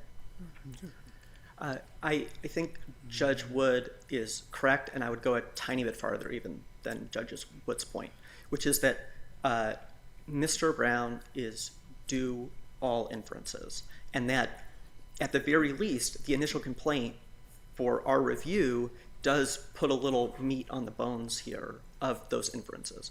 So for example, he says that he was denied accommodations in about the page and a half that he had to write. And to Judge Wood's point about, well, there were various issues, I will say the district court judge was almost exclusively focused on length and then said you have 5 pages double-spaced to write your complaint because otherwise it violates Rule 8's. Yeah, it did seem a bit stringent, but Yes. Well, there has long been a Goldilocks sort of problem with under Twombly and Iqbal, as you put it in your reply brief. Absolutely And right. we've seen complaints thrown out for being too long, too short, and sometimes it's rare in the same case, but we have that here. Yeah, and to go a little bit farther than Judge Wood, I would mention a point that Your Honor, an opinion that Your Honor wrote and that defendants rely on, which is Beal versus Beller, in which defendants rely on this for saying if you file an amended complaint, that throws the first complaint out the window. And that's true as a complaint. However, what Your Honor wrote and this court held was that this court looked back to a superseded complaint that was therefore no longer valid as a complaint, but said it's still valid as an affidavit because it was sworn under penalty of perjury. And so we're going to look to that, and that actually created a fact issue that got the plaintiff past summary judgment. Here, if you look at Record 29, Mr. Brown also swore under penalty of perjury his initial complaint. So the allegations in there, at the very least, should be as relevant as they were in Beal versus Beller. And of course, we're not on summary judgment. We're on a pre-service screening order, non-adversarially. So I take Judge Kirsch's concern about docket management, and I would say that that's the reason we didn't appeal the initial order. District courts, especially with these pro se complaints that can be challenging, they are owed a lot of deference to how exactly they want to manage their dockets. Yeah, I just thought your answer was going to be no. That in this case, the amended complaint said enough. He mentions the ADA, he mentions reasonable accommodations, he mentions the top bunk, he mentions the wheelchairs, and that's enough here to infer, construing the complaint liberally because he's a pro se plaintiff, that he claimed that he made a reasonable accommodation claim. Well, we absolutely do make that argument. We think the amended complaint is enough. And we think, especially, what the initial complaint does is, I think the distinction between us and defendants, what defendants say is that you have to put a blindfold on and you have to pretend that this initial exchange in which he filed a fairly reasonable complaint and the district court filed an order that said this is too long, you're capped at 5 pages, please don't go into the details. I just need to know which defendants you're suing and for which reason. That's a little bit of a red herring because he could have made the complaint in a paragraph.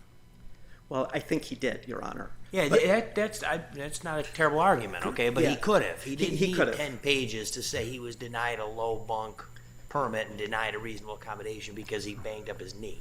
Yeah, you're absolutely right, Your Honor. And of course, we're not dealing with a super sophisticated litigant. We have a pro se incarcerated plaintiff here. We think the amended complaint says enough, but we have some of these distinctions with defendants where defendants say, he said he was denied an accommodation. He said he was placed on a top bunk, but he didn't specifically say that he asked for that the accommodation he asked for was the lower bunk. Now, I think that's an inference my client would be owed. Right. But if not, even if not, it's in the initial complaint, and we think it's consistent with that. I'll reserve my 1 minute. If I could just trouble with one other question, that has to do with the availability of injunctive relief under Title II of the ADA. I would have thought that would be entirely appropriate in this case. Yes. Given the facts, at least as we have to take them here. Right.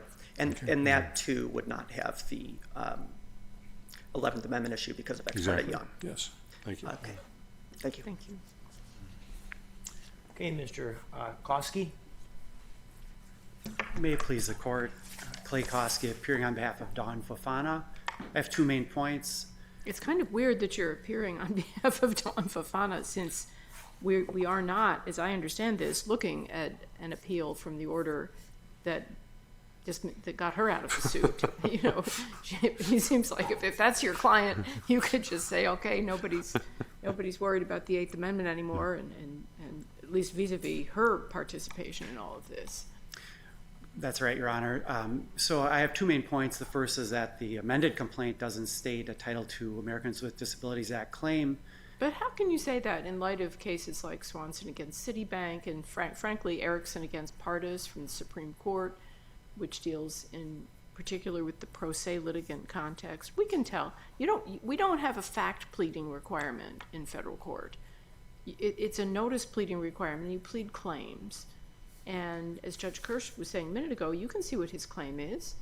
He's saying you didn't accommodate my disability, and it's pretty obvious that the accommodation was keep me down close to the ground, like in a low bunk.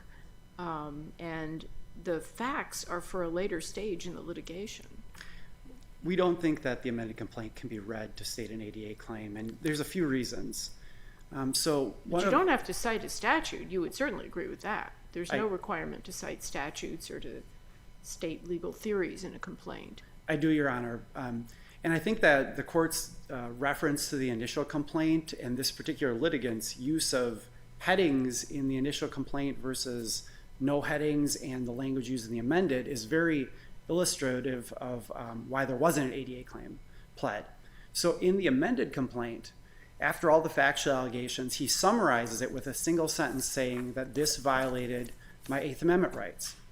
Contrast that with the initial complaint where he used headings for causes of action, and he stated what those were. But he doesn't need to do that. And he got scolded for his original complaint. Right, and he gets, right. That's right. If I was cutting pages, I'd probably start by cutting the headings. I just got to tell you, if somebody's going to cut pages, right. I'd start with the headings and the footnotes. And Judge Ludwig, though, observe how in the screening order for the initial complaint, he noted what the claims were that he believed were pled. None of those were an ADA claim. But I'm looking at his amended complaint over on, this seems to be page 41 of the appendix. It's bound with the opening brief. And it's the last paragraph, you know, they denying him reasonable accommodations or treatment. And so he's not allowed to, he doesn't have to mention, then he mentions it again, relief warranted, provide him with necessary accommodations to mitigate this. When you know he doesn't have to say whether this is ADA, Title II, whether it's Rehabilitation Act, whether it's some supplemental state theory, you know, there are all different ways you could get there. Why doesn't that fairly state a plausible claim as Twombly requires for relief? His problem is that he states an Eighth Amendment claim very clearly and repeatedly talks about his medical treatment. So what? I mean, you know, he also looks at accommodations.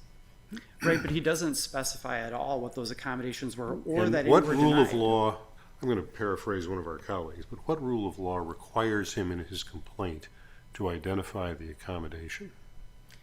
Well, he has identified something. No rule of law requires that. Correct. I'll concede that. But what he does identify is that he's complaining about a lack of medical care repeatedly. It sounds like it's perfectly understandable what happened here.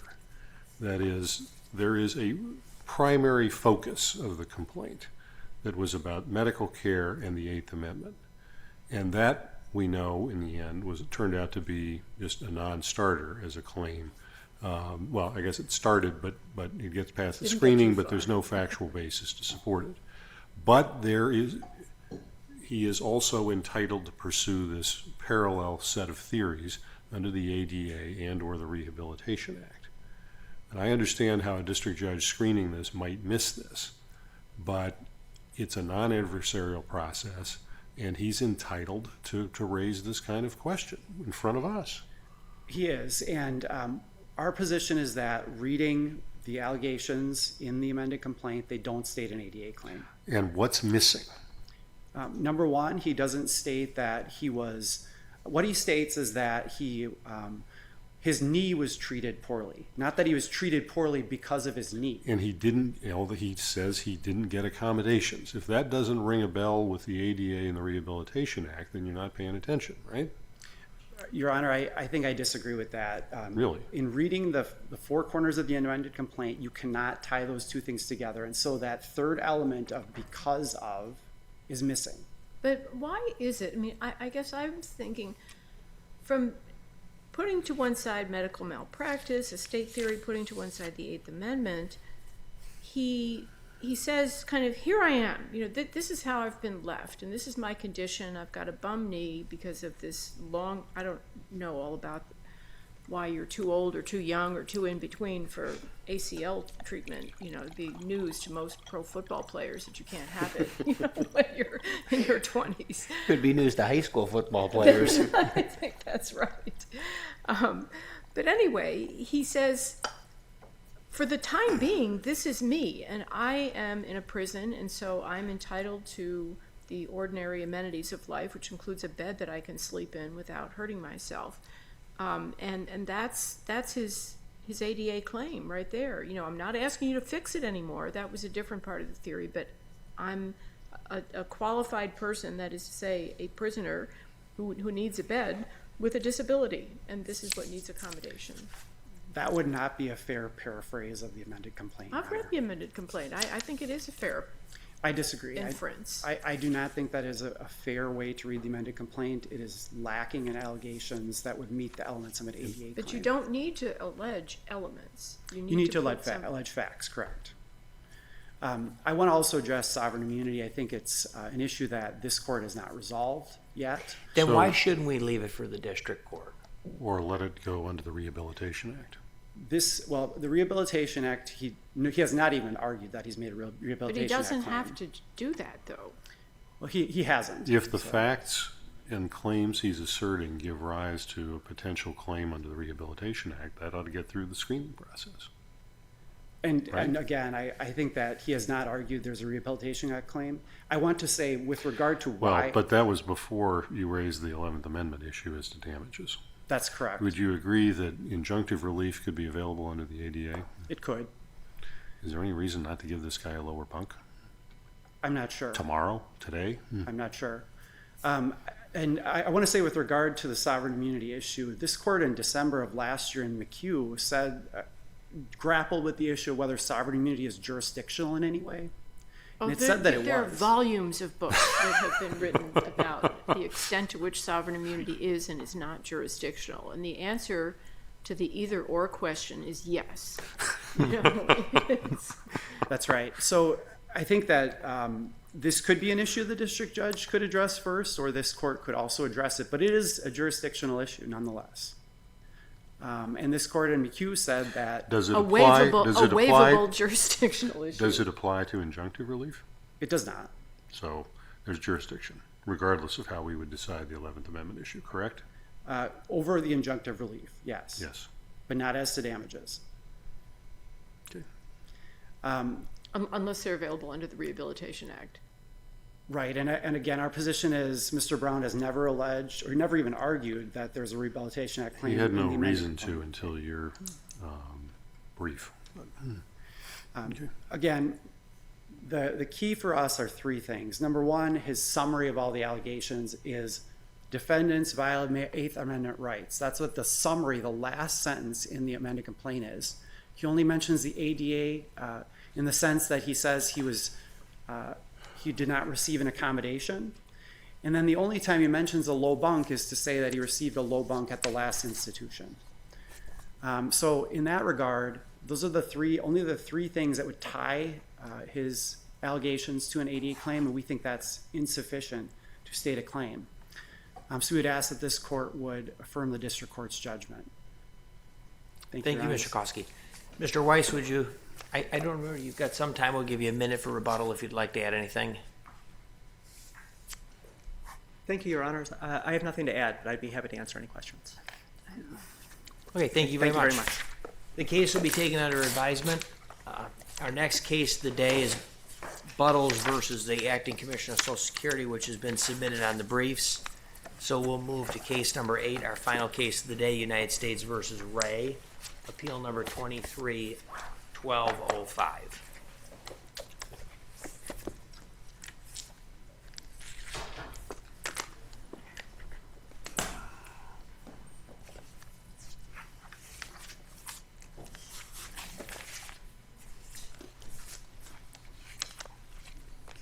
Ms. Freder, whenever you're ready.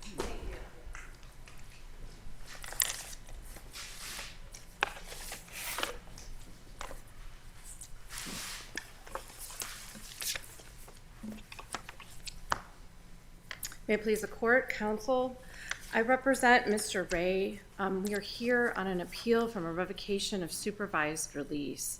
The contention is that the district court's assessment of sentencing of 24 months with an additional year of supervised release was plainly unreasonable, in that the district court failed to make sufficient findings and failed to follow all of the procedural rules required for a revocation of supervised release that was so significantly above the guidelines. What were the procedural problems here?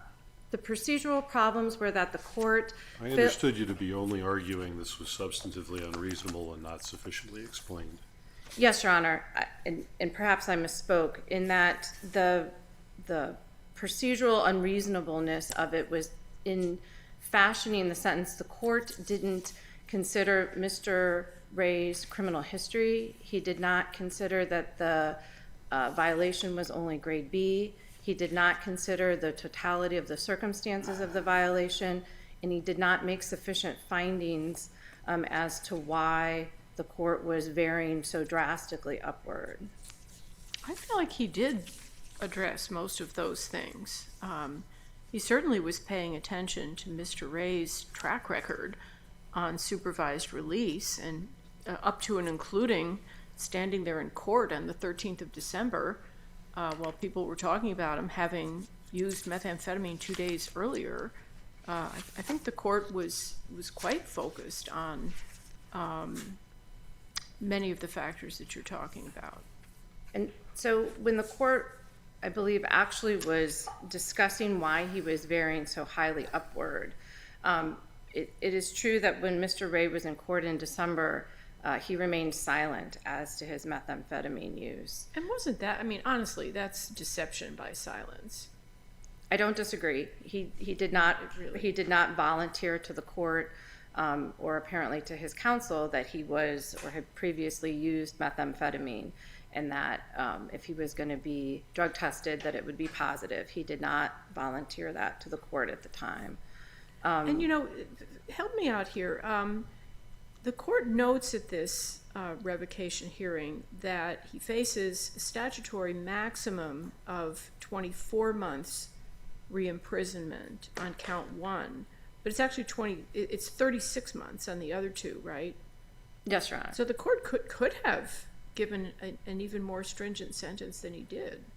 The court could have given a more stringent sentence, which would have exacerbated the unreasonableness of it. Right, but I'm just saying, looking at the statutory criteria, he picked something in the middle. I know it's way above the policy statements, but they are just policy statements. He's well aware the policy statements are there. He makes a remark, basically, you know, saying, what case are we here for? You know, he really thinks that this defendant is not a candidate for further lenience. The issue is when the court's talking about what case are you talking about and why are the parties recommending 6 months, and that's unreasonable. It appears from the record that the court is discussing an issue that he is generally frustrated or exacerbated with Mr. Ray's use of methamphetamine and the issues surrounding methamphetamine without taking into consideration the policy statements that are embedded in the guidelines. The district court is, of course, free to disagree with the policy statements and the guidelines about whether methamphetamine is the worst drug that's being used or the most serious drug, but the sentencing disparity in terms of talking about Mr. Ray only tested positive a small number of times. The court also discusses at some point that the underlying case was for drug trafficking and that he got a huge break from Judge Perry in the Eastern District of Missouri without... You would agree that's a legitimate consideration under the guidelines? I would agree if the court had any information about why the sentence was issued. The court doesn't know and does not note whether that was a guideline sentence that was based on what was reasonable at the time. That the court's statement that it was a huge break seems to come from the court's own personal opinion that methamphetamine or distribution of methamphetamine should not be getting 30 months. Do we know whether he got a cooperation break in the Missouri case? We don't know. Is It's that not in the pre-sentence? record. Okay. The record and the pre-sentence investigation were not before the court in this supervised release matter. And so the court doesn't know, and there are no findings. How do we know that? It's not in the district court's record. It wasn't transferred over Really? unless probation gave it secretly in the back, which I guess we don't know. But it wasn't presented or discussed during any of the proceedings in this case. But it seems weird, I guess. Why would a district judge in Southern Illinois have to transfer over the record on the docket from the Eastern District of Missouri or Western District of Missouri, wherever it was, without just being able to review that record? We don't know what the judge looked at. There's no information before us that the PSR was reviewed in this case prior to sentencing or prior to revocation. But that's just because the judge didn't say it, right? That doesn't mean he didn't do it. I don't have any information about that, Your Honor, in terms of if the court had said, I reviewed the PSR or I understand why the counts were dismissed or something to that effect. I know that the PSR was not reincorporated in some way into the court file in the Southern District of Illinois. I would have had to undertake extra special steps in order to be able to access it in a different jurisdiction because I wasn't on the case and therefore it remained sealed. So there's no indication from the record below that the district court had in fact reviewed the PSR or knows why there was a sentence of 30 months cooperation or not. That the district court statements seem to reflect its own personal opinions that 30 months on methamphetamine is just too low. Ms. Freder, when I look at this record in front of Judge McGlynn, I guess it looks to me like he's seeing a defendant on supervised release with repeated problems, repeated meth use through 2021 and 2022. He's been given breaks, indulgences, patience, and finally, time's up, right? And so the issue is he's going to get revoked. The issue then becomes how much time. He's entitled to consider that entire record, though, however, right? Yes, Your Honor. Okay, and so I guess I'm having trouble seeing what's unreasonable about that in response to what strikes the judge as lots and lots of patience, leniency, and indulgence. In that the court's discourse during the course of the hearing about patience and indulgence is incorporated in the policy statements and in the sentencing guidelines, that in order for the court to go so far above the guidelines for violation for use of drugs, it's 4 dirty drops in the entire course of his supervision, to go so far above. And a number of other failures to cooperate that cover-ups, right? The failures to cooperate involved that he wasn't in front of probation for a period of time. Absconding, I believe, was the term used, right? He absconded for a brief period of time, and he missed a treatment appointment in a substantial time of his supervised release. That to go so far above the guidelines based on those violations is plainly unreasonable. If the court doesn't have any further questions, I'll reserve my time. Thank you. Mr. Liggins. Good morning again, Your Honors. I expect I'll be really brief. The counsel makes it sound like that this is a de novo review of the sentencing and that we should be looking into did the judge consider this or did the judge consider that? Did he give adequate explanation? And this requires only limited things for a district court to meet the standard of whether or not the sentence imposed was plainly unreasonable. He has to recite the guideline range and the statutory range. The district court has to give a concise explanation that justifies the sentence in light of the 3553A factors. And then he has to provide an adequate justification that is tied to the defendant's conduct. And if you look at the record in this case, the district court did that. Yes, he didn't identify it as a grade B violation. According to this court, who cares? I think Your Honor's question was also pertinent. This was not a vindictive sentence. You don't have to worry about that. He had a range that he could have gone up to 36 months. He chose 24. That also plays into the notion that the judge was giving a considered judgment to how this particular defendant's conduct played into the factors that he was considering. And given this record, I submit that this court cannot find that this judge was plainly unreasonable when it imposed a sentence in this case. And if you have no questions, I will yield the rest of my time. Thank you, Mr. Liggins. Ms. Freder, rebuttal.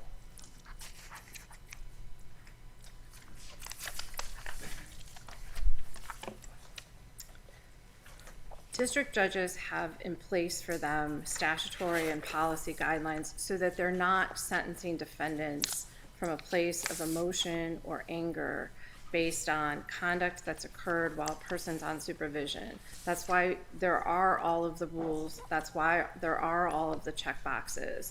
And so the court in its sentencing skips over all of those and just gets to the point of saying that 24 months, a significantly bigger sentence than what is recommended by the guidelines, is justified because, according to the court, the last sentence of 30 months didn't do any good. That's not a conversation regarding Mr. Ray's behavior while it's on supervision. It's the court resentencing Mr. Ray for what it perceives to be additional law violations, even though he's only been violated for testing positive for a controlled substance, absconding, and missing a meeting. The cases that the government cites in its brief were all for cases where the defendants had picked up new significant charges, domestic battery, guns, those type of things. Mr. Ray did not do that, and as such, his sentence was plainly unreasonable. Thank you, counsel. The case will be taken under advisement and the court will be in recess.